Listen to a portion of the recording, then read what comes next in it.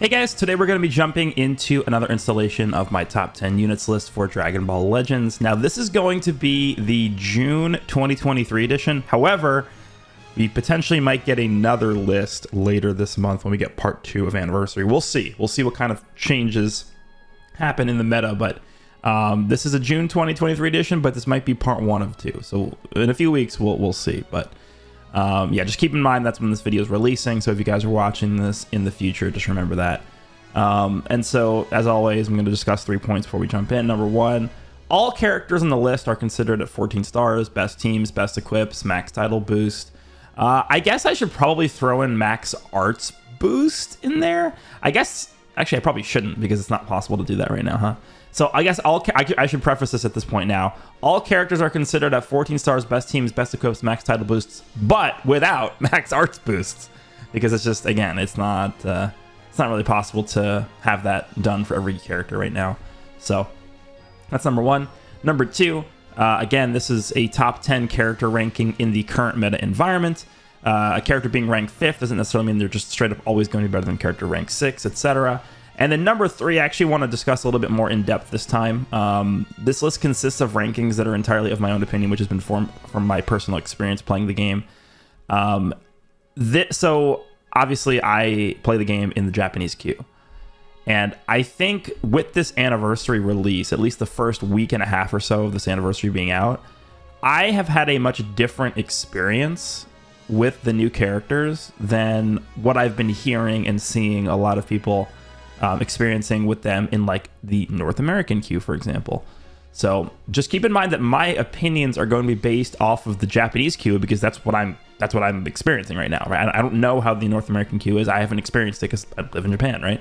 So that's, I think, actually a pretty big point to remember as I go through the list here because, again, from what I've been seeing, there is a decently big gap, or I guess not a gap, but a decently big difference between what the meta is here versus what the meta is in other regions. So I can only give my opinion on what my experience is. So that's how this list was based off of. If you guys disagree with the list, let me know down below if you disagree and why. So with that being said, I'm going to try to make this a bit shorter than usual. Let's go ahead and jump into number 10 and we'll just sort of rattle them off really quick. Starting off the list at number 10, we have the Tag 4s. Just a character that really started out like when they came out back in November of 2022. They started out at like number 2 on the list, I believe is what they were at, or 2 or 3, something like that. And then over the course of time, they've just slowly started making their way down the list, and now they're at number 10. This is just like a classic case of power creep. They really haven't became worse off, really, I guess, over the course of since they've been out. Like, there's no like glaring issue with the character. The team really hasn't just seen any updates. GT, right? Their main team being GT. They can work on Sun Family as well too, but it's just, they're a solid character. There's not really much else to say about this. They're just a good, solid unit, but they're just not as good as the other characters on this list. They don't really stand up to the big 4 Ultra characters, which, again, if you guys have seen the prior list, it's pretty much going to be the same big 4 Ultras on this list. But yeah, I don't really see this character really being like in top 8, really, unless you just really like GT for whatever reason. But just, yeah, this character's still good, still solid. I think they're still able to compete, but they're just not as good as the rest of the characters on the list, and that's just the way it is. And I think when we move into part 2 of the anniversary, that's when I really see this character maybe falling out of the top 10 for the first time. So don't be surprised when that happens, but I'm just telling you guys right now, this character's still usable, still good. They still have what it takes to compete with these units, but power creep is slowly starting to consume this character. So number 10, Tag 4, let's move on to number 9. Okay, number 9, we have Revival UI. Definitely this guy gained value since the prior list due to the Universe Rep team just gaining extra tools and stuff like that. The reason why he's lower on this list than the prior list is just because I slotted 2 units higher on the list than this guy. It's just the way it is. Still think he's really good. I think there actually is a pretty, I don't want to say massive divide between 10 and 9 Tag 4s and this character, but I'd say there's a decently significant difference between this character and the Tag 4s, especially with how much Universe Reps has been getting, love recently with the anniversary, stuff like that. Jiren, Goku, and Frieza. So have this guy number 9. I feel like honestly, as well as this, like, especially, again, this is where my disclaimer at the beginning of the video comes in with the meta being different that I'm experiencing. I've been experiencing way less Goji to blues than I have in the past few seasons. And I think that definitely gives this guy more credence to be used. And if you see less Goji, like, there's not really many other purple units you're running into that would give this guy like major problems. And I feel like once you get this guy revived into UI, which if you guys have seen my God rank grind with the 17, this character and Goku and Frieza team, like, you probably just want to get this guy into UI as soon as possible because you have enough Rising Rush defensive tools in your team to not really care about making the revive like your only Rising Rush defense. So once you get this guy into UI Goku and you're not constantly fighting these, you know, monstrous Goju to blue characters every single match, this character can really tear through the teams that you're fighting, like, very, very easily. Covering over 40 counts, he gets double card draw speed, he's just hitting like a truck. It becomes pretty apparent how powerful this unit is, right? Once you aren't not fighting Goji to blue every match. So this character's really good. Number 9 on the list. Move on to number 8. Okay, so here's where we're going to spend the majority of my explanation on this list, is with this character right here at number 8. Goku and Frieza, the new 5th anniversary headlining character. I have him at number 8 on the list. Now, before we get into the explanation, I will just say that I think this character, number 8, I think the character number 7, I think the character number 6, you can pretty much swap any of those positions. So this character can be as high as 6, I think, on my list, and as low as 8. If you have this character up until 5 on your list, I think that's fair. I don't think anyone would be like, oh my god, like, there's no way this character is number 5. Like, I would be okay with that. In my experience, I don't think this character is good enough to warrant being number 5 on this list, but if you are somebody that has the character at 5, I wouldn't really argue against it because it's still pretty close up until the 5th spot. There's no like massive power jumps or power, like, you know, spikes anywhere on this list from anywhere until slot 1 through 4, I would say. But yeah, I think this character being at number 8 on my list is where I'm going to settle with. I don't want people to get upset at this. I just want you guys to remember, I did my God rank grind video. I fought 0 of this character. The 5th anniversary headlining character part 1, I fought 0 of them. There's a reason for that. I think when I'm thinking about my experience playing the game in the Japanese queue versus like someone's experience playing the game in the North American queue, I guess the biggest difference is just how prevalent Kid Buu is in the Japanese queue. Kid Buu is like, I don't know what they were thinking when they were like, okay, yeah, let's drop the like the best unit in the game. He's gonna be yellow and he's gonna just completely, just utterly destroy and decimate and wall off this unit. Like, what were they thinking? Before the anniversary? That's like if they made the tag androids blue last year. Before UI Goku came out. What is the thought process behind this? And so, if you guys saw my God rank grind video, if you guys have just seen like my other normal showcase videos, you will notice how many Kid Buus I fight. It's literally every match. It's Kid Buu and Rosé, or just Kid Buu every single match. That's what it is. I'm not saying this character can't compete when there's an enemy Kid Buu in the game, because, you know, Frieza's not purple, he's blue. Frieza, honestly, I do find myself being switched in with Frieza the majority of the time when using this character, because I think the Frieza side is significantly better than the Goku side. I think that's one of their biggest problems, is Goku is just lacking a few extra tools to be able to feel as powerful as the Frieza side. But even Frieza, type neutral against Kid Buu, gets torn to shreds. Frieza, guess who he's weak against? Rosé. Guess what character you see almost as much as Kid Buu? Rosé. It's just the Kid Buu and Rosé game right now. And it's just, I don't know if this character is well equipped to deal with that level of just, you know, ridiculous powerful ultra characters like Rosé and Kid Buu, especially when they have the upper hand against this character element-wise, type-wise, right? This character is really good, though. I think offensively, they are one of the most powerful offensive characters in the game. Even when they're not being shoved, you know, they're not being shoved with Zenkai buffs.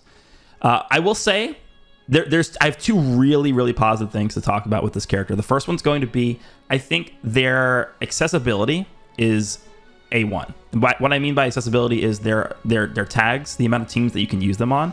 And I think that does position themselves as one of the better anniversary characters we've ever received, because this character is not only on Universe Reps, which is, I guess, supposed to be their main team, I don't think it's the best team, but that's what the theme of the anniversary is. They're also on Sun Family. They're also on Saiyans. They're also on Lineage of Evil. They're also on Frieza Force. Like, they're on so many teams.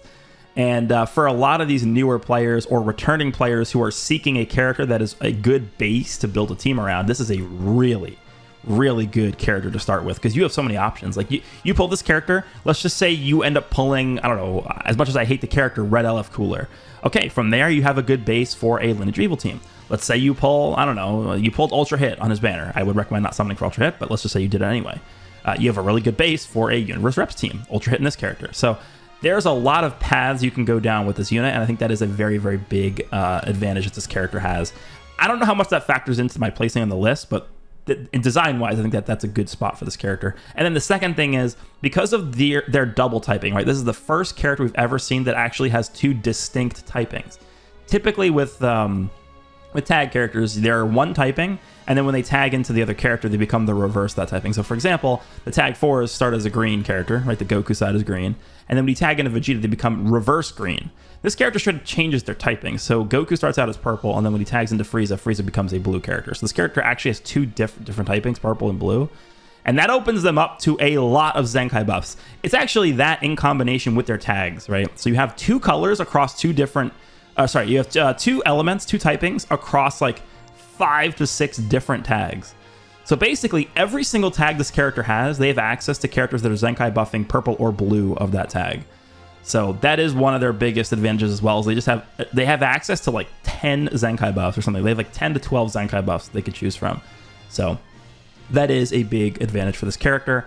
But again, when it comes to strictly performance in the meta environment right now, when I mean meta environment, again, like I mentioned at the beginning of the video, I'm talking about their best possible situation, fighting against other characters in their best possible situations, which is what you see in God Rank Grind here.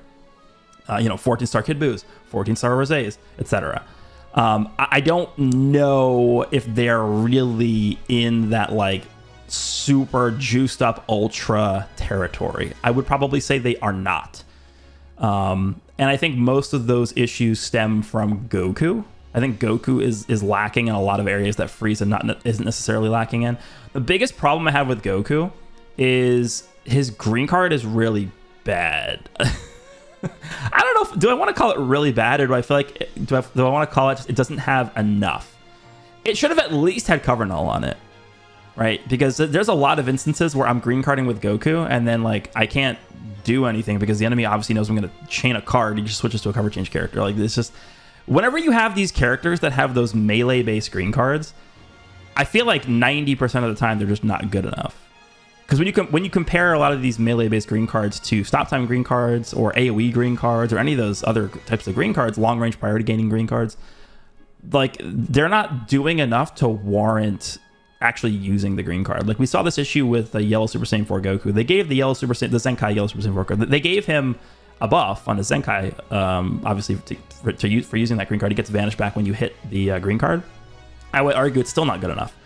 The only way you can really make Goku's green card good enough, I think, and comparable to Frieza's, because Frieza's green card is crazy good, is to give Goku Cover Null on that. I know he already gains an extra level of card draw speed. Maybe he just straight up draws a card as well. Like maybe you give him Cover Null on green card activation, and then he draws a strike card when you use it as well. That could be pretty good. They sort of gave him like pseudo Cover Null with it too, because they gave him, what is it? The enemy sub count goes up by 3.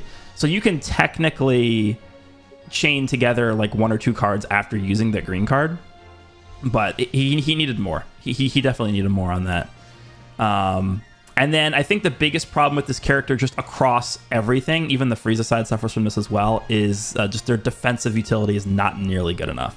I think the Rising Rush nullification is an interesting tool, but here's where this character really could have been amazing. I mean, they are amazing, I would argue right now, but this character really could have been at the level where they should have been if they did this. And that's just to give them some sort of additional defensive utility, whether it's more disrupt, whether it's just more bulk, whether it's, anything like that. And the reason why that's important for this character is because it pairs so well with their Rising Rush counter. This character cannot counter a Rising Rush if the enemy's cover nulling and they switch in on a cover change. This character can't nullify Rising Rush if the enemy PVs them and then rushes them right away. This character can't nullify a Rising Rush if they attack the enemy and then the enemy overrides their attack with a Rising Rush. There's a lot of instances where this character can't counter Rising Rushes, but the biggest and easiest way to counter Rising Rush for this character is you just have them eat a combo, right? So if the enemy's comboing you and you cover change with Goku and Frieza, from that point forward, after this character gets hit with a card, in that same combo, they cannot be Rising Rush. Of course, unless their gauge is depleted at that point. But the problem is they can't eat hits. You can't do that because they just can't survive a lot of the time.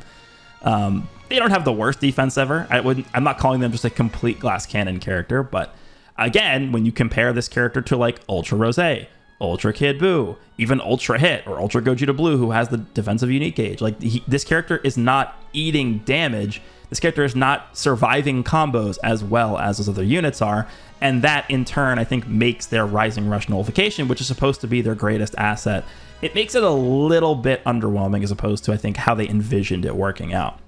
So if they would have given this character like, what if it was like every time they got hit, they reduced the enemy key by like 15 or 20 or something like that. Just something not massive, like, oh, like they destroy 2 cards every time they get hit or something. Like, no, I'm not talking about something crazy.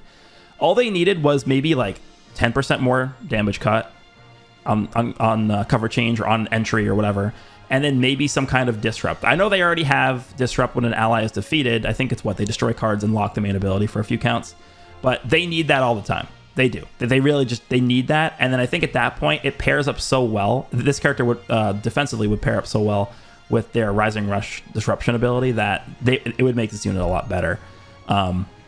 But I think as it stands right now, I am pretty comfortable with them at number 8 on the list. Again, like I mentioned at the beginning of this segment, I'm going on for like 10 minutes now. This character, I think you could interchange with slot 7 and 6 on my list. And if you wanted to put him at number 5, as high as that, I would say fine. I wouldn't really argue against it. But I have them at number 8 on my list, again, entirely based off of just my experience using this character. I'm going to be honest with you guys. I don't have a lot of experience fighting this character. I just don't. I just don't run into them. Anniversary headlining character, you just don't run into him. I'm not sure if that's just people are afraid of using this character against Kid Buu and Rose, because that's really all you see. But unfortunately, that's just the reality of how I've experienced this. It's just, I don't know. We'll see. We'll see how they handle this character moving forward. But number 8 is Goku and Frieza. Let's move on to number 7. Okay, number 7 is Beast Gohan. Not going to spend too much time on this. You guys know how this character operates at this point. Still an incredibly powerful character on his own. I just think his environment, his accessibility to teams has just... it's just not as good as it was. Hybrids just has not really seen a lot of support recently.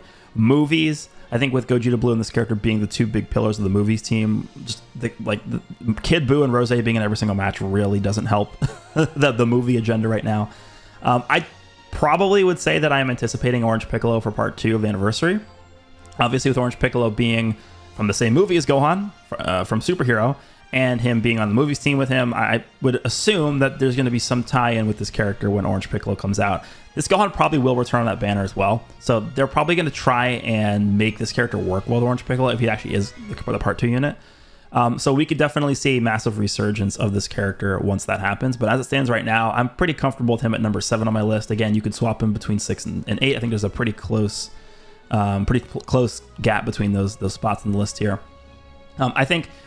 like, again, remember that this list is based on the meta. This is not based on individuality. If this list was based on individual kits, this character would be like top 3, right? So, yeah, he still just has an insane array of mechanics baked into his abilities. It's just a matter of him actually receiving characters to run with him, right? And the support and help that he needs. Because this is a carry unit. Again, this is a character you build the team around, and he will carry you to victory. We just don't necessarily have the rest of the Lego pieces to put around him to where he can actually shine to his full potential right now. So Beast number 7, let's move on to number 6. Number 6, we have the new Jiren, the transforming full power yellow Jiren. I think this character is really, really good. This is probably... is this just the best 1% sparking banner unit we've gotten like the past 2 years? Might be. Him and Zamasu pretty much going neck and neck, right? Was Zamasu better than this character in release? It's close. They're kind of similar, right? They're both a defensive disruption style unit. I mean, obviously this character has a transformation. I think this character is way better offensively than Zamasu was in release. The counter, they both have that. They're kind of similar, actually. So I guess it makes sense that they're both really good on release. This character's really, really good. And I think the main reason why I have him at number 6 on the list here, higher than a lot of the other characters that I mentioned already, is just because he's not doing just offense, right? He's not just, I'm switching in and I'm comboing for 50 counts and I'm doing a lot of damage and I'm farming a rush. Like, he can do a lot of damage. He does do a lot of damage. But the biggest... The value that this character is bringing to the table is the disrupt, the defensive utility, the Dragon Ball destruction, all that stuff. He's bringing a lot of intangible things to the table, and on top of doing it, because you can't just, at this point in the game, you can't just do intangible things. You have to also be doing like actual damage and defending well. He does everything. He does that, right? He's healing. Like he I don't know. I think this character is one of the few rare examples of a character that actually is able to do everything quite well. He's not supporting, well, actually he is. He has like a mini support in his kit, so I don't want to say he's not supporting, but that's obviously not what he's designed to be doing. The disrupt is really good. I think this character probably is just a literal upgrade over Blue Zamasu, how Blue Zamasu was when he came out.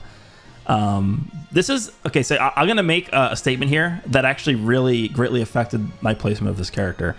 I believe this is the only character in the game that can actually counter everything from mid-range. So if you're standing in mid-range with this character, obviously it takes reaction time to be able to do this because you have to read your opponent's movement from mid-range and react accordingly, but it's not impossible. It definitely is not easy to do though. So if you're in mid-range with this character and you're transformed into full power Jiren and you have a green card in your hand, you can counter anything your opponent does. If your opponent goes for a mid-range strike, you counter them with a green card. If your opponent goes for a mid-range, if your opponent goes for a tackle, you can counter them with a green card. If your opponent goes for a blast, you can use a strike card and blast armor through it. If your opponent goes for a, obviously like a rush or a blue card or an ult, you just sidestep it. So this character literally has access to counter every possible outcome your opponent does. Now, if they have an AoE green card, that might be a little bit different, but if they do that, you could just back up, right? So I think that is one really, really strong aspect of this character. But the main reason why I have him over slots 7 and 8 on the list here is just because I think his disruption and defensive utility are just far and above what the other characters are bringing to the table, on top of him being still pretty tanky. So I have Jiren at number 6. Again, if you want to put him at 7 or 8 and then move some of the 7 or 8 slots up to the 6th slot, I'm okay with that. But yeah, top 6, move on to number 5, and then we'll move on to the big 4.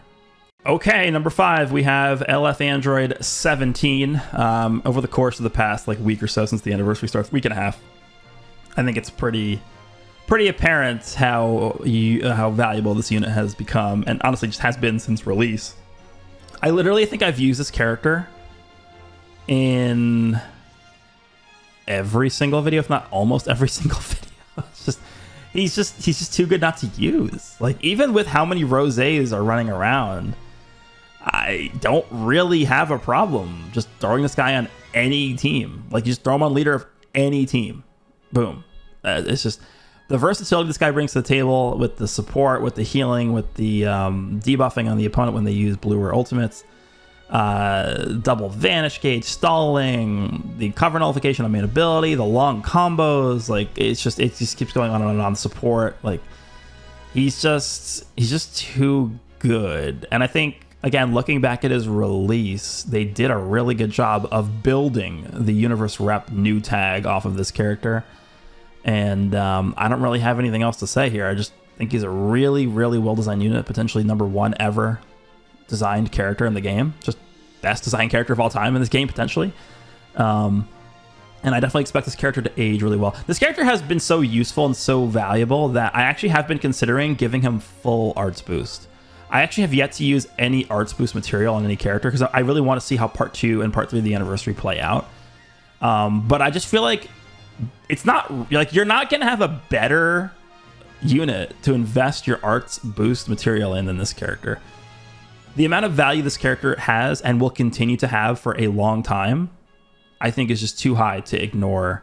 Right? I mean, if you choose this character to invest your arts material in, you're not doing yourself a disservice. You're not making a mistake. This is just, again, a character that will seemingly be around for a very, very long time. Very, very much like Future Gohan was for a long time. So I have this character number 5. Let's move on to the top 4. All right, coming in at number 4, we have Ultra Gogeta Blue. I will just tell you guys off the bat here, this is going to be the same order I had in the prior list because I don't think much has changed since the prior list, to be honest. So I just talked about 17. I feel like you could, I was really thinking about maybe doing this, is slotting 17 above Gogeta Blue. So this Gogeta Blue potentially could have been number 5, and then 17 could have potentially been number 4 on the list here.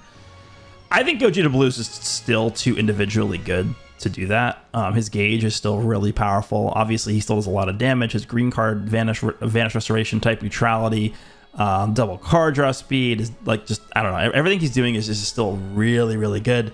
The only fall off I've seen with him is just Kid Buu is just way, way, way, way too good against this character, and you see him every single match.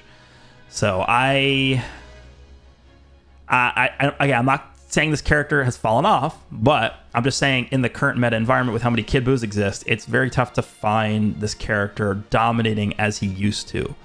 So when it comes to the big 4, right, we have in Ultras, we have Kid Buu, Rose, Hit, and this character. I would say among those 4 characters, this guy definitely does feel a bit lower on the meta scale right now than the other 4 characters. And that's why he's number 4. I mean, it's the order of the list, right? So definitely not knocking this character. Still think he's really good. Individually, you could probably still argue him as number 1 in the game. Like if you're just going to compare everyone to each other in a vacuum and not really count on the meta environment. But as it stands right now, the current standing in the game's environment here, I have him at number 4. Let's move on to number 3. Okay, so I'm just going to make the same exact comment I made during last month's list. It's the same order here. You can put Hit, Kid Buu, or Rose at number 1 on the list. I don't really care. They're all worthy of being number 1, I think. My order is going to be Hit at number 3. Again, you want to put him at number 1? Fine. I don't have an issue with that.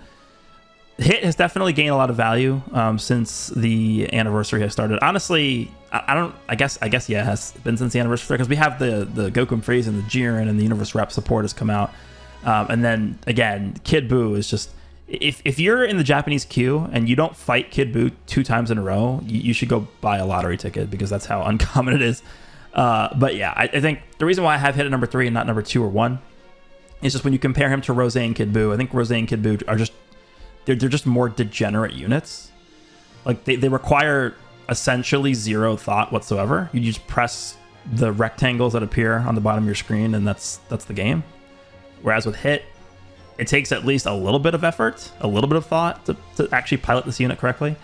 So I don't know. They're all stupid. They're all crazy. I think Hit, I think one of the biggest things with this character that people don't really understand is how good defensively he is. The healing, that's one of the most powerful effects of the game. Like every time he uses a card and gets a card used against him, he heals. Like that's really good. One of the only characters in the game. Do I want to say he's the only character in the game? What other character in the game can really like stand up to Kid Buu? Jiren? I guess. Even Jiren gets kind of trounced by Kid Buu. Like Kid Buu just hits you with double card draw speed and covering out the green card for like 80 cards in a row and you just die. Red Cell? I don't really know. I guess, yeah. Red Cell and this Hit are really the only units that can stand up to Kid. Like Hit or Kid Buu combos this Hit and this Hit doesn't really care at all. He's the only unit in the game I think that could do, that can happen to. Like Kid Buu literally having no effect on this character, that's really that matters a lot. That does. So Hit is really good. Have him at number 3. If you want to put him at number 2, I have no problem with that. If you want to put him at number 1, I have 0 problems with that either. So let's move on to number 2. All right, number 2 is going to be Ultra Rose Goku Black. Not really much to say here. Just really hate this character. I guess technically you could say that this character did get a little less valuable with the release of Goku and Frieza because he started as a purple character. But then you can make the same argument that you're switched into Frieza most of the time, and therefore this character actually gained value because obviously green beats blue. So I don't know. However you want to spin it, I'm okay with it. As long as you have a top 3 of Kid Buu, Rose, and Hit, I don't really think you're making a mistake in any way. Again, it's going to depend on your experience. I don't know.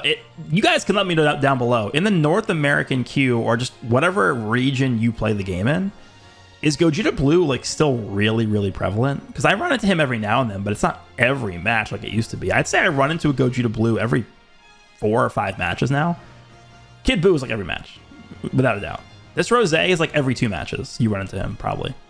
So I think in order of how often I see these Ultra characters, it's probably Kid Buu easily is number 1. Then this Rose is number 2. Gogeta's number 3. And then hit, I barely see. I like maybe like 1 hit every 12 matches or something like that. But I know how good Hit is because he has a Rising Rush as a green card. So, yeah. But yeah, Rose, I don't really think I need to say anything about this character. You guys know how stupid he is. You guys know how good he is offensively and defensively.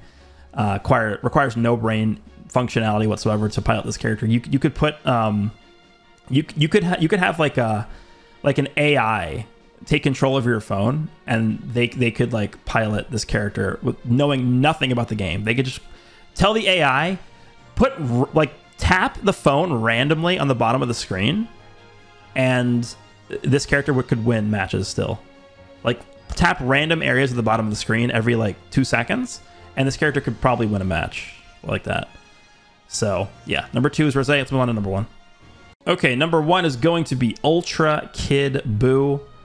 I don't really have anything to say here. It's just every match you fight this character, you guys know how he operates now. I guess one advantage you could slightly give Kid Buu over Rose is the fact that he probably operates as a slightly better leader slot character. Just due to his endurance, and you not really needing to have like a Rising Rush control character on your team with this character in the leader slot. Actually, one team I've fought a decent amount, I kind of don't really understand why people are using this team as much as they are, but Kid Buu on hybrids has become a pretty like common thing that I fight. So it's Kid Buu, Pan, and Beast, which, you know, you just slap a bunch of good characters together and that it works, because that's really all you need to do in this game to play, right? The reason why I don't really like that setup is because the entire allure of playing the hybrid team is so that you can abuse their ridiculously overpowered equips, right? Isn't that the whole like reason why you play hybrids? So as good as Kid Buu is, throwing him on the team kind of hurts that objective. But I guess it doesn't matter when you have this character that just presses green card and that's a dead unit, right? So I don't know. Yeah, this character has the only card that is able to rival Rose's blue card in terms of how annoying and stupid and overpowered it is, which is his green card. Rose's blue card, you guys know how much I hate it. This Kid Buu's green card is like neck and neck with that. It's just ridiculous. I don't really know why they continue making these Ultra characters have I win buttons. They're like literally every single Ultra character has an I win button. So we're clearly getting an Ultra in part 3 of this anniversary, right? I would expect, most people are expecting it's going to be Ultra Vegeta Blue. I would expect whoever it is to also have an I win button. I win. His green card, I don't know. What does his green card do? Destroys 7 Dragon Balls that you have? Is that what it's going to be? I win. Like, I don't know, man. We'll see. But Kid Buu is just I don't know. I'd rather not fight this character every match, but it is what it is. So there's the list. Let's go through the top 10 again, just quickly to recap. Tag 4 is number 10. We have Rival UI Goku at number 9. We have Goku and Frieza at number 8. We have LF Beast Gohan at number 7. We have Yellow Transforming Full Power Junior at number 6. We have LF Android 17 at number 5. We have Ultra Gogeta Blue at number 4. We have Ultra Hit at number 3. We have Ultra Rose at number 2. And then we have Ultra Kid Buu at number 1. Let me know down below what you guys think about this list here, this top 10. Once again, I probably will be doing another top 10 within the same month here, once we get the part 2 info on what characters are going to be dropping, because if they do 4 new units, again, like 4 new Sparkings in the banner for part 2, then that's probably enough to warrant another top 10 video, but we'll see. We'll see what the effect on the meta is. Hope you guys enjoyed. I'll see you all in the next one.